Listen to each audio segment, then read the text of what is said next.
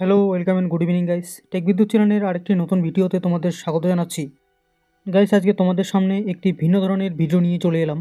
আমাদের সৌরজগৎ গাইস রহস্যে ভরা। শুধু আমাদের পৃথিবী নয়, পৃথিবীর বাইরেও অনেক ধরনের রহস্যে ভরা। মানুষ বিজ্ঞানের হাত ধরে আস্তে আস্তে বহু বছর ধরে আজকে অনেক কিছু জানতে পেরেছে, তবুও এখনও অনেক কিছু জানার বাকি রয়েছে। মানুষ শুধু পৃথিবীর রহস্য ভেদ করার জন্য থেমে নেই, পৃথিবীর বাইরে একটার পর একটা রহস্য ভেদ করে চলেছে। কত শত শত হাজার হাজার আলোকবর্ষ দূরের ছবি ভেসে আসছে পৃথিবীর কম্পিউটারে, পৃথিবীর মনিটরে। সেজন্য আমাদের পাঠানো স্যাটেলাইট দিনের পর দিন, দূরের পর দূর, আলোকবর্ষের পর আলোকবর্ষ শত শত রহস্যের উদ্ঘাটন করে চলেছে।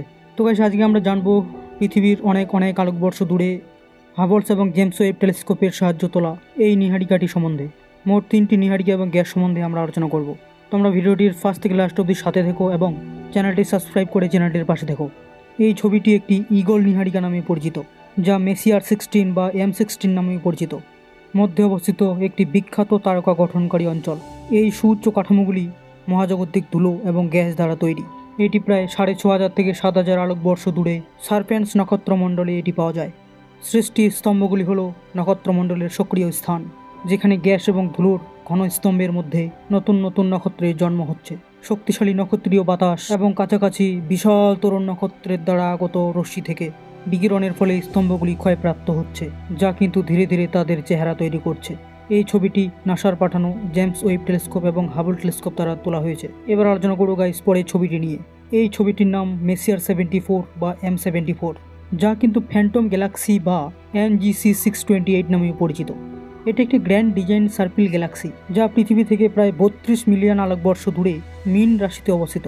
M74 এর প্রতিসম ডিজাইন এবং সার্পিলাকার বাহুগুলির জন্য একে গ্র্যান্ড ডিজাইন সার্পিল ছায়াপথ হিসেবেও বিবেচনা করা হয়। এটির পৃষ্ঠের উজ্জ্বলতা কম এবং মাত্রা মাত্র 10 হয় অপেশাদার জ্যোতির্বিদদের জন্য এটি পরীক্ষা করা একটি চ্যালেঞ্জিং বিষয় হয়ে দাঁড়িয়েছে, যা কিন্তু এটি ছোট টেলিস্কোপ দিয়ে খুব ক্ষীণ একটি ছোট আলোকবিন্দুর মতো দেখা যায়। ছবিটিতে একাধিক টেলিস্কোপ থেকে পাওয়া তথ্য জোগাড় করে একসঙ্গে জুড়ে দেওয়া হয়েছে। ওয়েব, ইনফ্রারেড, গ্যাস এবং ধূলিকণার রূপরেখা ছবিটিতে ফুটে উঠেছে।